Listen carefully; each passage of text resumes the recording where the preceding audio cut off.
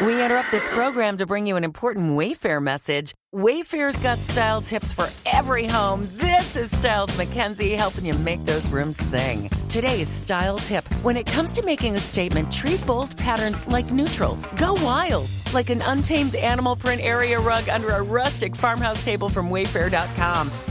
Fierce. This has been your Wayfair style tip to keep those interiors superior. Wayfair, every style, every home. This June, we're re-releasing our series on Shy'Kemmia Pate. Her family has continued to hold a walk in her honor, most recently this May in 2023, and we're currently working with one of her family members to get their DNA uploaded to GEDmatch. Her parents' DNA in classic profile form is already on file with all major government databases, and the GBI continues to actively pursue her case. We'll be re-releasing several important announcements and updates through June and July, so please be sure to listen and share Shy'Kemmia's episodes. Her family is still waiting for answers. Thanks for listening to Shy'Kemmia's story and for supporting all the families and victims featured on our show. They do listen, and they see your kind comments and your donations to their billboard funds and when you share their posts. It means a lot. This is the third episode in a 4-part series. Please listen to episodes 1 and 2 before listening to episode 3.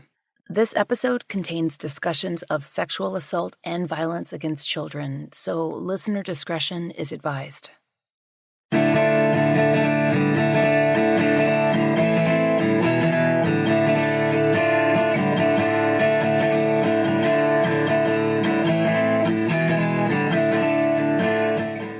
This is The Fall Line.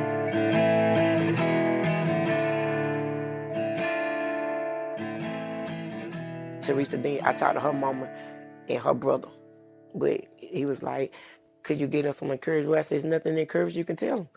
If it ain't happened to you, it ain't nothing I can tell you that's going to encourage them because it's painful. And it's something you got to deal with every day. It ain't, well. I'm going to the grave site because my baby, I buried my child. And it don't get better. Go there and put a flower there. But it's like an open, like everything just black. You can't see nothing. Twiggs County, Georgia. It is the center of things. Right in the middle of the state, along the fall line, with hills in one corner and pine flats spreading out and then south. Everything grows in Twiggs. The Ocmulgee River curves around the western border of the county, fed by creeks with names like Alligator and Big Sandy and Ugly. There's farmland and lumber and the white clay, kaolin, to keep the economy afloat. The official website calls Twiggs, quote, a beautiful land of pleasant contrasts. And it is. At its western border, it meets Macon-Bibb County.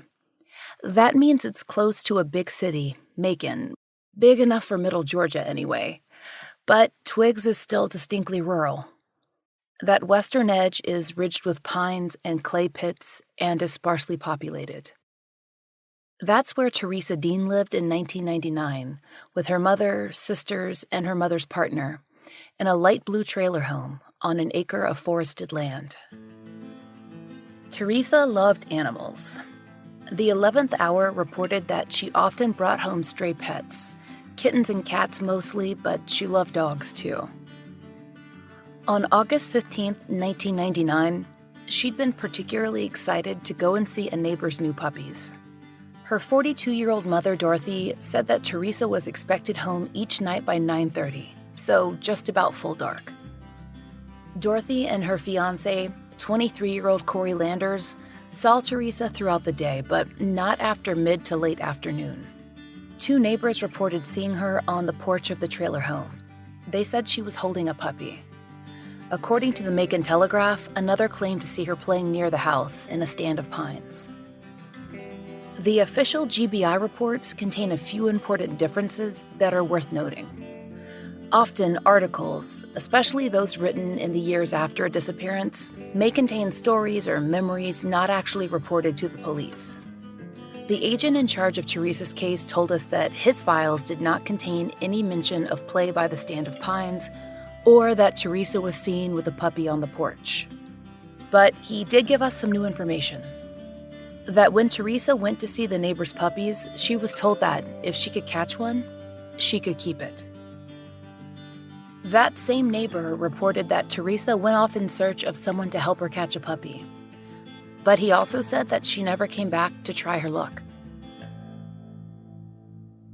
Two cousins of Teresa's also reported seeing her that evening, though her mother may have disputed this sighting.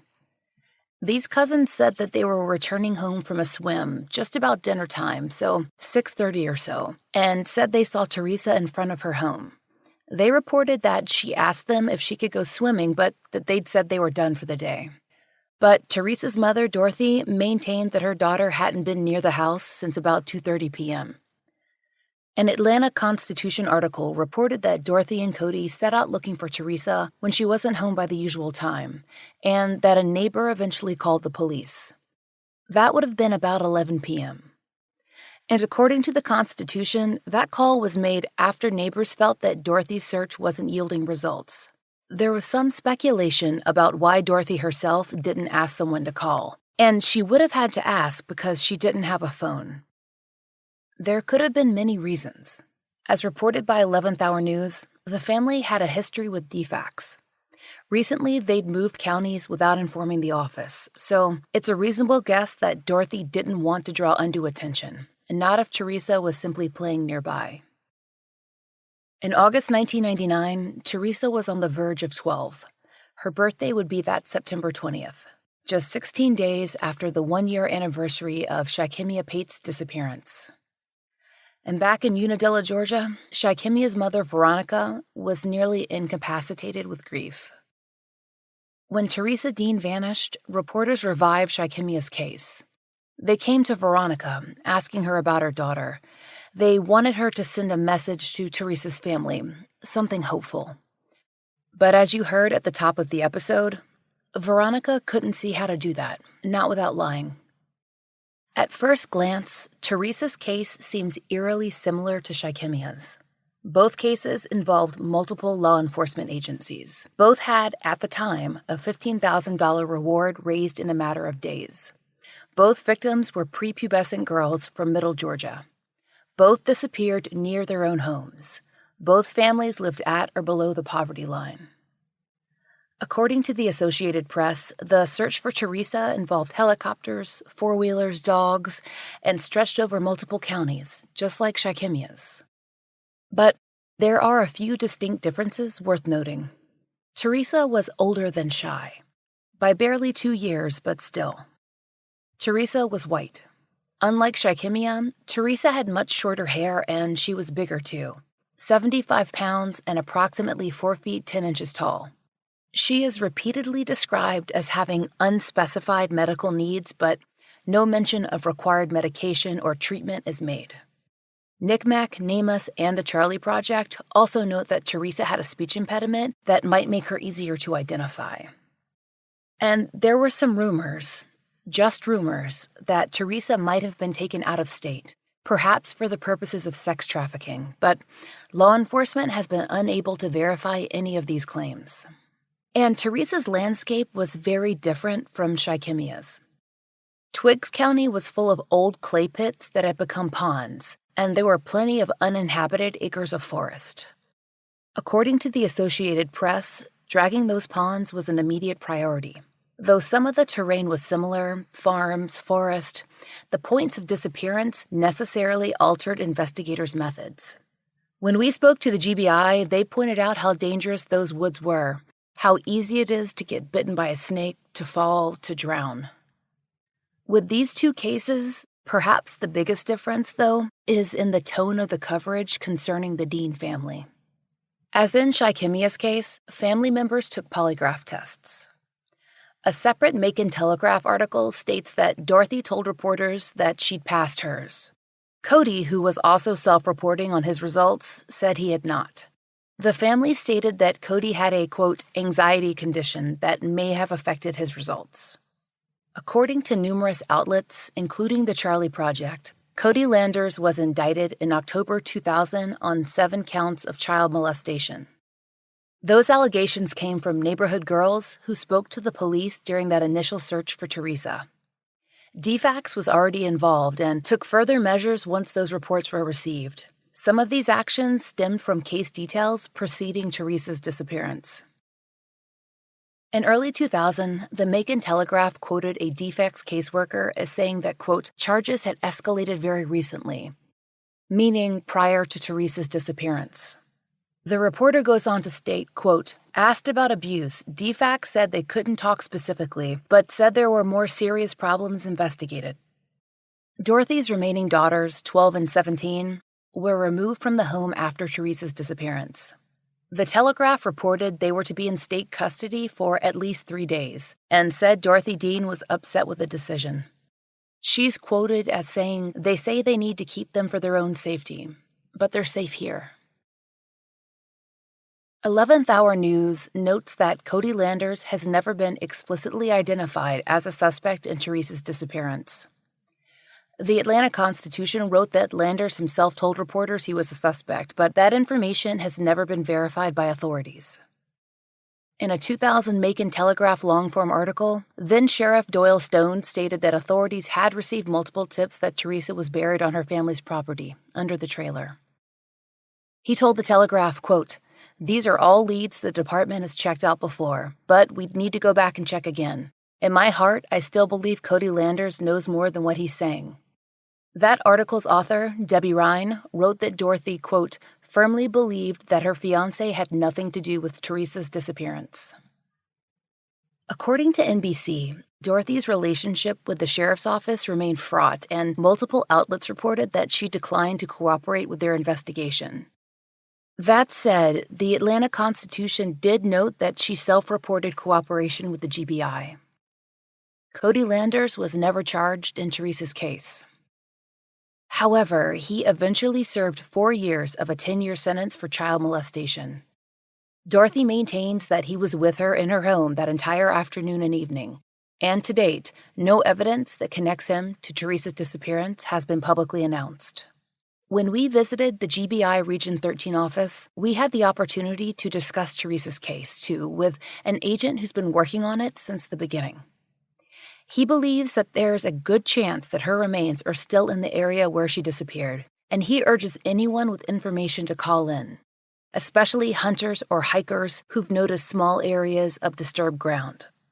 They've dragged the kaolin pits extensively, but as all the agents pointed out, the water there is nearly opaque. So if a hunter or fisherman came across anything that might belong to a child, they are also urged to call in. The GBI tell us they aren't interested in why a witness might have been at the location or what they were doing.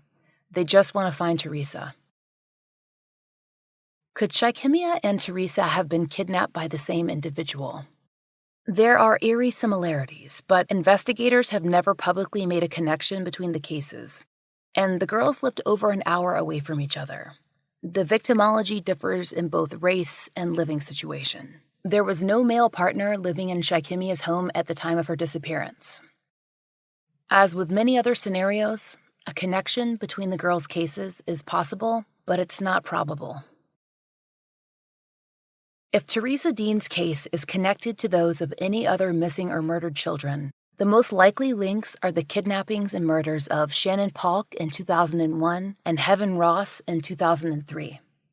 NBC reports that Shannon and Heaven, both from Alabama, also disappeared from just outside their neighborhoods. Both lived in trailer parks. Both were 11. Both weighed 75 pounds. And, like Teresa, both disappeared in August, each girl within the same week, 2 years apart. Teresa on August 15, 1999. Shannon on August 16, 2001. Heaven on August 19, 2003. It feels like a clear pattern emerging around some sort of anniversary, though that has never been verified. The Montgomery Examiner reported that, quote, in all 3 cases, construction, such as commercial construction, roadwork, or bridge building was being done nearby, though NBC notes that that is a theory rather than a fact. But if it's accurate, this similarity would put unfamiliar workers, some perhaps even traveling to the areas, within the vicinity of all 3 children. 11th Hour reports that all 3 children rode their bikes through their neighborhoods, and they also walked to their bus stops. So, plenty of chance for a stranger to see them and to learn their patterns. Teresa was on summer break, but she was following the same basic schedule each day, long stretches of free-range play outside. According to 11th Hour, Georgia and Alabama law enforcement officers spotted the similarity in the cases. The Associated Press reports that they formed, quote, a multi-state task force. And a 2006 Montgomery Advertiser article mentions a composite sketch of a possible suspect. Quote, earlier this year, Georgia officials began circulating the composite sketch of a potential suspect in the Pate disappearance. The man in the sketch, the second generated by the Pate investigation, is allegedly the last person seen with Shannon before she vanished. End quote. According to the 11th Hour, quote, Shannon was spotted by at least 2 friends with a man they didn't recognize, but who they later described to police as being 35 to 45 years old and 5'11 to 6 feet tall, with a noticeably large mole underneath his right eye, a pronounced beer belly, muscular arms, and blonde hair streaked with gray. News reports at the time added witnesses had also noticed a white 4-door car nearby, noting they saw red clay mud on the back. End quote. This is the same description Georgia authorities circulated. If they have received any leads based on this information, it has not been covered in mainstream news media. A major difference in the Alabama cases and Teresa's is that, eventually, Shannon and Heaven's remains were recovered. The Advertiser reports that Shannon's body was uncovered by rabbit hunters a little over a month after her disappearance. For Heaven's family, who called her Shay, it would be a much longer wait, 3 years and 4 months. According to the Tuscaloosa News, quote, police have never revealed how they believe Shay was killed. She was found, however, at an abandoned house. Quote, the rundown, secluded house off Crescent Ridge Road in Holt was hard to find if you didn't know where you were going, and was known as a spot where people used drugs and did other illegal activities, end quote. The reporter mentions that law enforcement believes someone would have seen something, but perhaps are afraid to come forward. Shannon lived in Prattville and Heaven in Northport, which are about an hour and a half apart, but Twiggs is roughly 4 hours from both towns. Unadilla is a similar distance. Perhaps a traveling contract worker, if that construction angle is indeed an important connecting factor, could be involved. Though Shy'Kemmia would be the least likely. A stranger would have been noticed on Crumpler Avenue. And if the composite is accurate, the man seen with Shannon was white. As noted in our last episode, predators tend to select targets of their own race. It's not universal, but it's usually the case. There have been recent developments in Shannon's death. A series of Montgomery Advertiser articles covered the 2017 establishment and extension of a grand jury convened on the case. According to the Advertiser, officials declined to say what the grand jury was reviewing, but District Attorney Randall Houston did offer some hope. Quote, technology has improved so that evidence that was collected then that couldn't be tested for forensic evidence can now be tested. I honestly feel we have the best chance of solving this case now that we've had in the past 16 years. End quote. When we visited GBI's Region 13 office, we spoke to Assistant Special Agent in Charge Todd Crosby, and we asked him what, if any, connections might be made between Teresa and Shy'Kemmia's cases. He also discussed with us whether Teresa might be connected to the deaths of Heaven and Shannon. Teresa Dean case and Shy'Kemmia's case were looked at, but no evidence was found, no correlation was found between them that would ever link that case together. For example, one of them, a very rural area versus area that's very crowded. And there were no similarities that we could find. Both were of different races. Even though the age was similar, even though the weight, the size of the 2 young ladies were similar, that was all that we could find that was similar in that case. So no connection was ever made between those 2. But whenever you look at the NCMEC and how they linked together the 2 Alabama cases. Nick Mick did look at that. We looked at that, and the two girls from Alabama, they could be linked together, but nothing with Teresa Dean was ever linked to that, and we just think that was totally separate suspects on it. Shy'Kemmia's mother, Veronica Pate, followed Teresa Dean's case to a point, but it was painful. In 2002, she told the Macon Telegraph, quote, "It hurts me to know that another little child is missing. I just wish people would leave our children alone." That year, from September 1998 to August 1999, was hard on Middle Georgia parents. Shy'Kemmia and Teresa's cases weren't the only child-related tragedies that occurred in the area, though they are the two that remain unsolved. You've heard us mention Cordele, Georgia on this show before, in our last season. We told a story that ended there in March of 1999, when Tracy Thompson was just outside Cordele and was ruthlessly beaten with a baseball bat. The injuries she sustained proved fatal, and she died at an area hospital. Tracy wasn't from Cordele. She was traveling, probably with a long-haul trucker. But 1998's other victim, 3-year-old Tevin Hammond, was from the town. Cordele is less than 25 miles from Unadilla, and their paper often covers Unadilla news, like Shy'Kemmia's disappearance. Little Tevin Hammond was reported missing on December 2nd, 1998, and his body was found later that same day. Largely, the press coverage of Tevin Hammond's case is limited to the Cordele Dispatch, the Macon Telegraph, and the Atlanta Constitution. Perhaps it's because his disappearance and death were resolved so quickly, barely a blip on the state news radar. But Cordele certainly felt the effects. In the days after Tevin's murder, Cordele Police Chief Dwayne Orrick told the Macon Telegraph, quote, "Everybody has the same problems as the big cities, just on a smaller scale. In my 9 years here, we've never had a crime like this." On December 1st, 1998, Tevin Hammond was playing outside the Drayton Apartments complex, where he lived with his baby sister and his mother, Faye. Faye had been speaking to a local man named Roger Lloyd. The Telegraph reports that she asked Lloyd to watch Tevin while she walked over to a neighbor's apartment. After that, reports vary.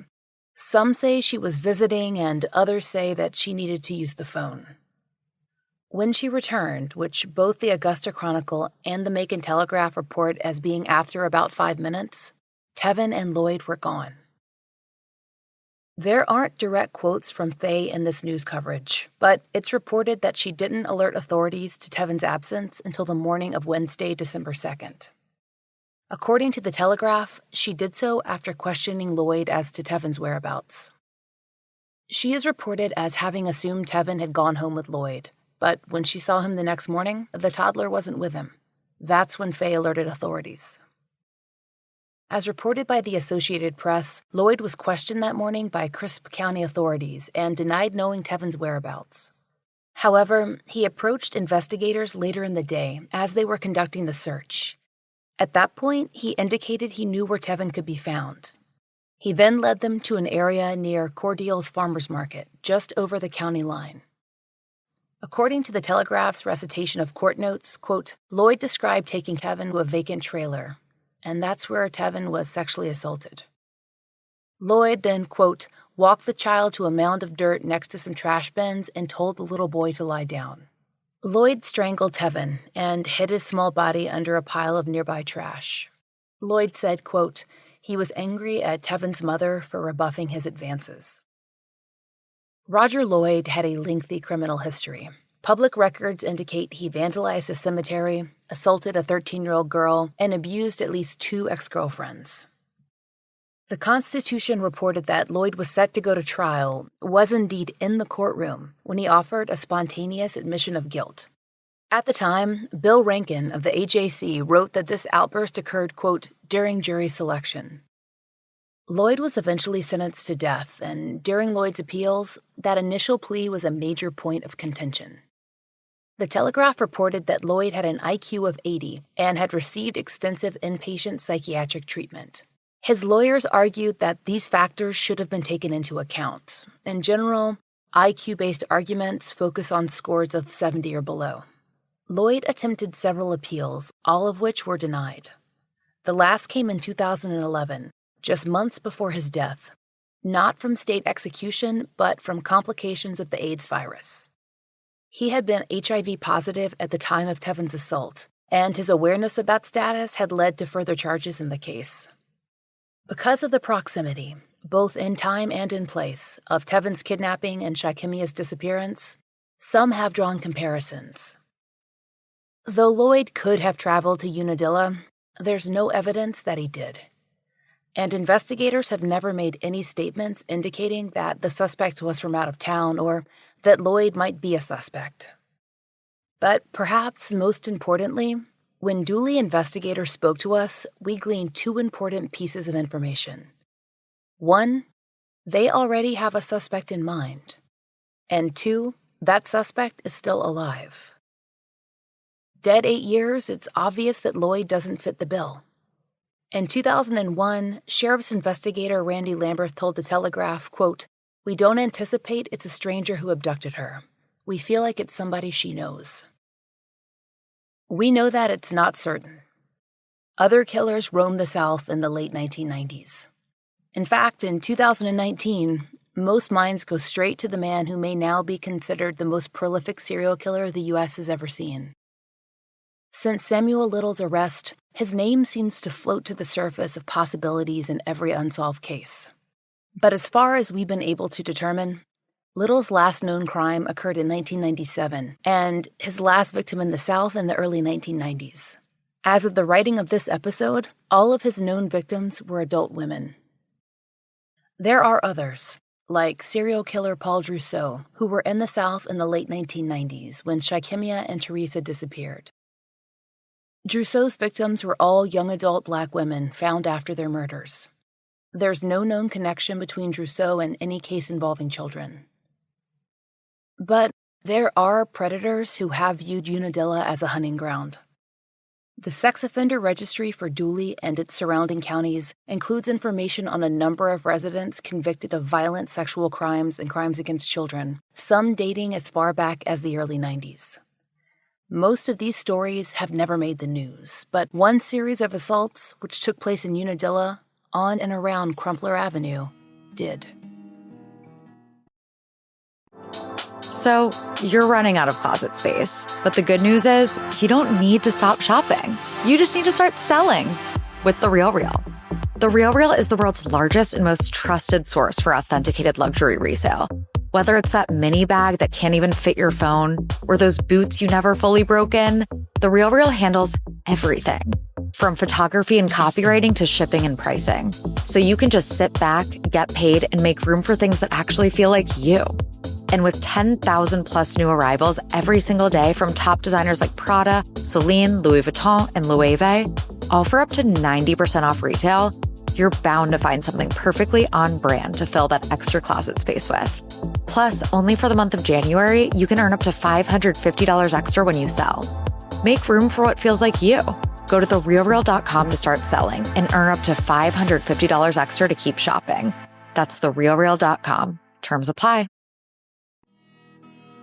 There's a kind of fear that's difficult to explain if you haven't felt it.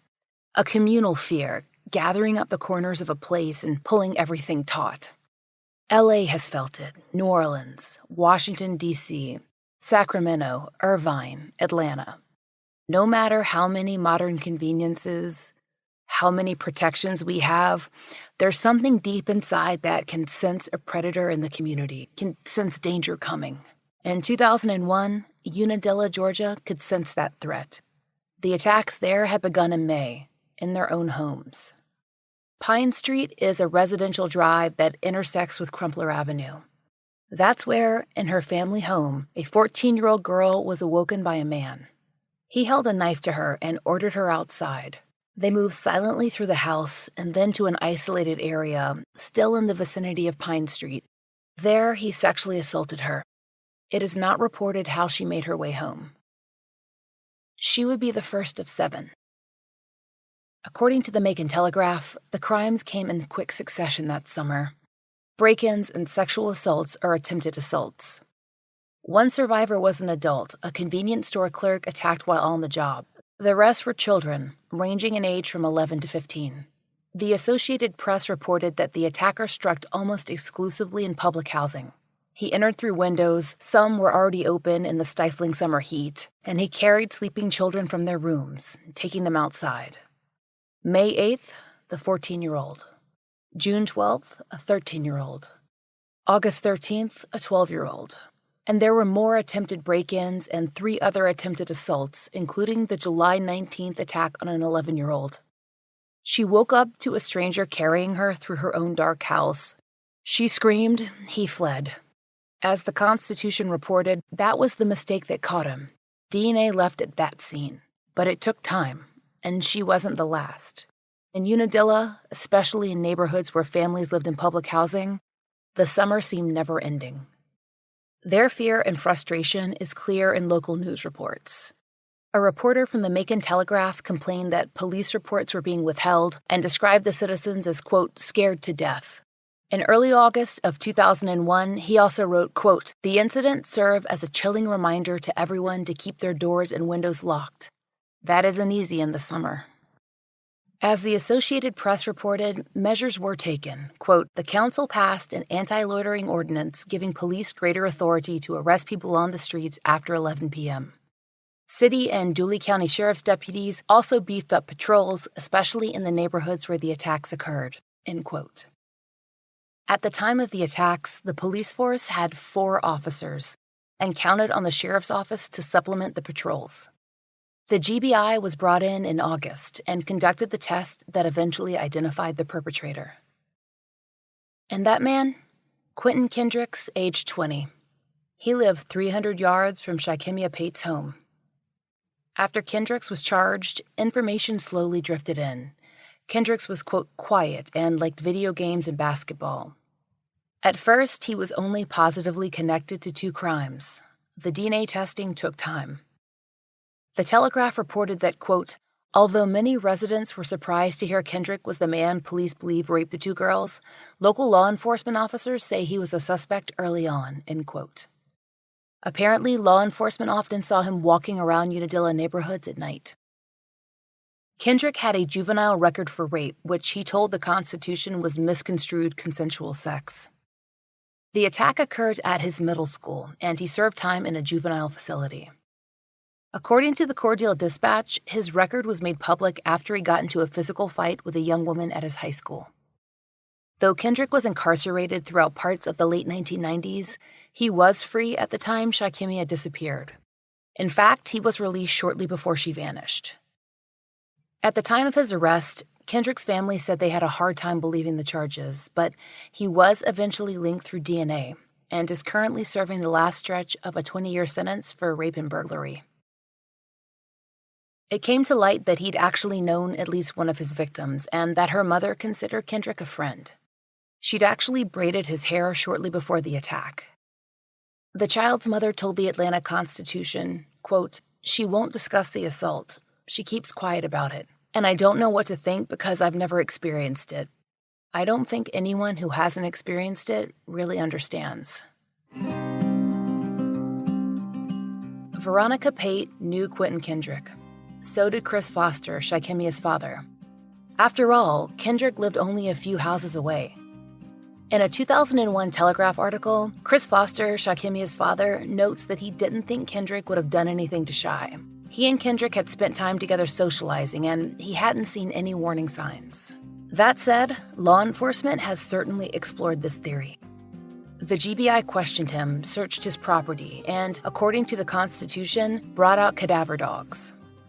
Kendrick told the Telegraph that he saw Shy'Kemmia on the day she disappeared, and that she'd walk by his house with a group of girls. Quote, that was the last time I saw her. When they walked by the first time, there was a lot of people out because it was almost dark at the time. In an AJC article published the same week, Kendrick expressed concern for the family. He's quoted as saying, I would be the same way if I had a little sister. If I had a sister, I wouldn't want anything like that to happen to her either. But I want them to know it wasn't me. When we interviewed Randy Lamberth of the Dooley County Sheriff's Office, he indicated to us that an old well on the Kendricks property had been excavated during the search for Shy'Kemmia. During the time the ground searches and everything was done, a open well was discovered in the area of where Shy went missing. This was actually flagged for later search. Reason for the later search being where we could get a team of experts in here who had the proper tools, and so to go in and actually dive this well or excavate the well, whichever's preferred. This team was brought in from the Macon Bib Fire Rescue Units up there. They've done a great job. They come in. It took approximately half a day to clear this well, but it was also cleared with negative results. To our knowledge, Quentin Kendricks, who is currently incarcerated at Augusta State Prison, is not considered a serious person of interest at this time. Of all the predators discussed this episode, he certainly best fits the bill. Young female victims, living in the neighborhood, plenty of opportunity. Shy'Kemmia's disappearance does predate his attacks by 3 years, but he also had those juvenile incidences on his record, so he can't be fully discounted without a direct statement from law enforcement. Many of the theories discussed in this episode, these possibilities, assume that Shy'Kemmia met with foul play, that she didn't survive the week or perhaps even the night. Her family, though, suspects there's another option. That Shy'Kemmia was taken alive and either can't contact them or doesn't know her own story. That she doesn't even know she's lost. As a medically fragile child, Shy'Kemmia would have needed considerable treatment and would have continued to need that treatment. And her specific combination of ailments, asthma, kidney issues, an underdeveloped bladder, problems with her knees, would have made her stand out among other patients. The family has often wondered if hospitals were contacted in areas of Georgia, or maybe Florida, or Michigan, where they know so many people. If someone was truly conversant with Shy'Kemmia's needs, perhaps she could have been kept healthy and could be alive today. After all, the family has read stories of other children who've gone missing for years, decades even, and returned. And though rare, there are such cases. There's Stephen Stainer. His story is well known, largely because of the TV movie made about his life, I Know My First Name is Stephen. According to the Lodi News Sentinel, Stephen was kidnapped in 1972 when he was just 7 years old. A stranger, an accomplice of his eventual captor, intercepted Stephen on his walk home from school. He was then held by his kidnapper, Kenneth Parnell, for 8 years. He was assaulted and manipulated by the much older Parnell, who called him Dennis. During that time, he also attended school and moved about with some freedom, at least externally. Stephen did not contact his family. Parnell had told him that they didn't want him and had given Parnell custody. Only when Parnell kidnapped a new, younger boy did Stephen act. He rescued the other child, Timothy White, and went to a police station. At that point, he'd been gone 8 years. And then there's J.C. Dugard, who was kidnapped off the street in 1991. She was held captive by a married couple, the Garridos, for 18 years, long enough to give birth to 2 children. Eventually, she'd been held so long, abused, and manipulated so long that the Garridos trusted that, even as she worked for their home business, she would not alert customers to her identity. In her memoir, A Stolen Life, she describes the moment when she finally felt safe enough to seek help, after Paul Garrido's parole officer realized something was amiss. At that time, she was 29 years old. Then there are the 3 women, Amanda Berry, Michelle Knight, Gina De Jesus, who were kidnapped by Ariel Castro. Castro, who imprisoned them in his Ohio home, managed to keep them hidden for a decade. The women were rescued only when a neighbor, someone who'd been to Castro's house for barbecues and had never suspected a thing, heard Amanda Berry screaming for help through a locked screen door. By that time, Berry had given birth to a child. According to the Associated Press, she'd been missing since the day before her 17th birthday. Michelle Knight, a 21-year-old, was kidnapped on her way to a custody hearing. Gina De Jesus was a friend of Castro's daughter and was only 14 when Castro offered her a ride home. The stories go on. In our 3rd season, we told you about Carlina White and Kamaya Mobley, both who were kidnapped as infants. Both women were adults before they learned the truth. There's Elizabeth Smart, Nguyen Tai Van, Natasha Campish. The list is ultimately short, especially when compared with those who are found dead or never found at all. But the list does exist. So, if Shy'Kemmia is alive out there, somewhere, what then? Veronica has considered this time and again. Authorities have even discussed it with her, preparing her that if Shy is found, she may not want to reunite with her family. And then they asked me one time, even if they find her, she might not want to come back. So would I have a problem with that? And I was like, if you tell me she alive somewhere, and even if she grown and she refused to come back or she don't want to meet her, all I want to know she alive. But I say I doubt if that ever happened that way. So, I take that chance. Let me find out that way that she don't want to come. But if you found her, I think you should tell me. And Veronica says she's had a few strange experiences that make her wonder, make her think Shy'Kemmia might still be here, and maybe not so far away. When we visited Veronica in Unadilla, she recounted some of those moments. That Christmas that she got missing, I had bought her some shoes, some clothes, some baby dolls, and I still had her Christmas present wrapped up.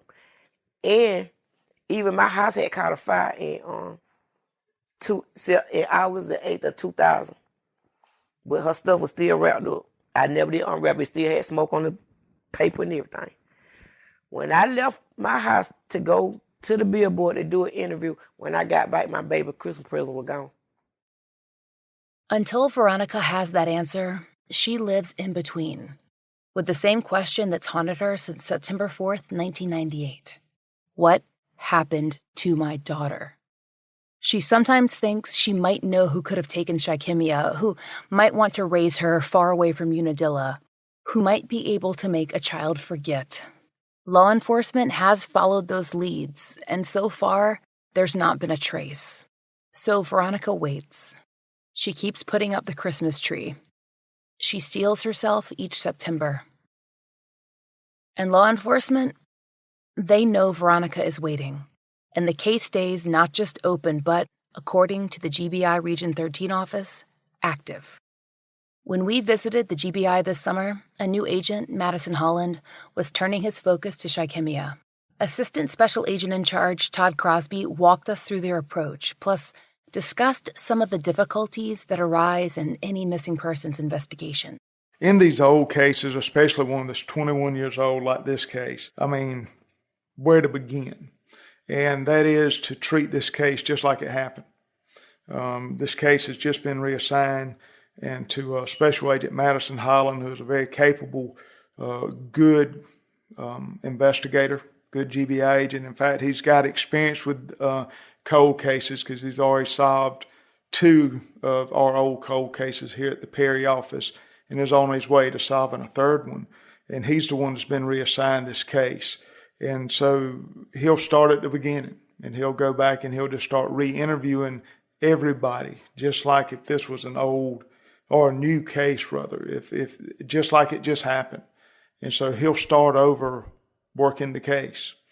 And, some of the things that we run into working cold cases is that these cases, they're old. And people's memory is not what they used to be. Memories fade. People die. We've run into that with several of the old cases. And if you'll notice, I call them old cases. I don't call them cold cases. We review every case here at this office at least 4 times a year. And we are always looking for new leads. And I don't like referring to them as cold cases. I just like to say they're old cases because we hadn't quit working them. We're always following leads on these cases. One of the bigger problems we run into is DNA back in the 1990s, especially the early 1990s, was a new concept. In fact, the first DNA case in the state of Georgia was in 1991. So it's a fairly new concept, especially when Shy'Kemmia Pate's case occurred. And so the handling of evidence, they may have been handled without gloves on. And if you go with today's new technology trying to test DNA evidence from back in the 90s, 80s, late 90s, there's a potential for historical DNA being there. And that may be where a medical examiner picked up, a pair of clothing without gloves on. And now there's touch DNA or low count DNA there that's being picked up by this new technology. So you have that contamination issue there also. The landscape has changed. We've run into that with several of the old cases that we have looked back into where landscape has changed. So working these old cases are very problematic at times, and there's varying reasons why that may be. If anybody has information, no matter how small or how unimportant they may think this is, please call us with it. That's the big thing that I would say. We know these cases because we review these cases all the time. And where it may not be important to you, it would be important to us because we may know little nuances of these cases that you wouldn't know. So any information, we ask people to call the Crime Stoppers or the GBI tip line. It can be anonymous. They hadn't got to leave a name. But the reason a case becomes old, or in some cases people call them cold, is because we quit getting leads. And so any leads in this case would be helpful. I can assure you they'll be run down and looked into. In Shy'Kemmia's case, we have collected DNA from her mother.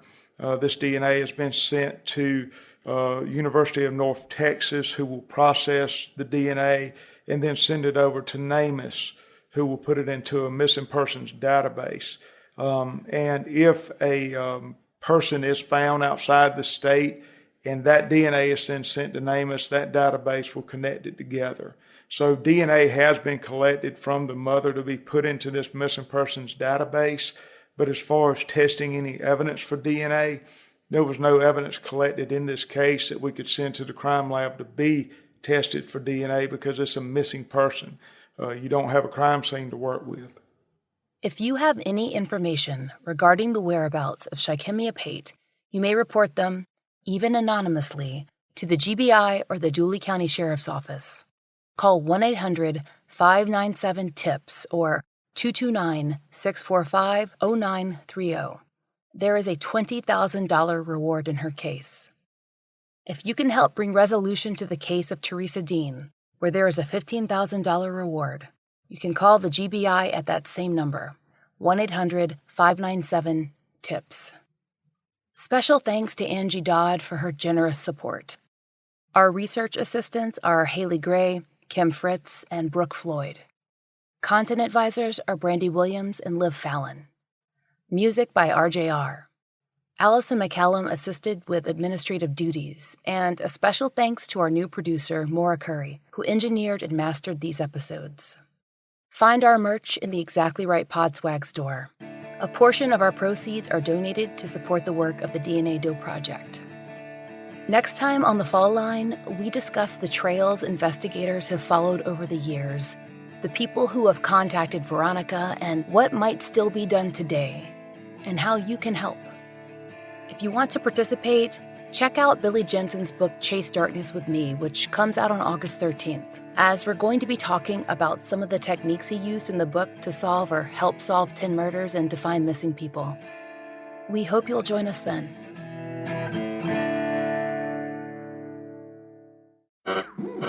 We interrupt this program to bring you an important Wayfair message. Wayfair's got style tips for every home. This is Styles McKenzie helping you make those rooms sing. Today's style tip. When it comes to making a statement, treat bold patterns like neutrals. Go wild, like an untamed animal print area rug under a rustic farmhouse table from Wayfair.com. Arr, fierce. This has been your Wayfair style tip to keep those interiors superior. Wayfair, every style, every home.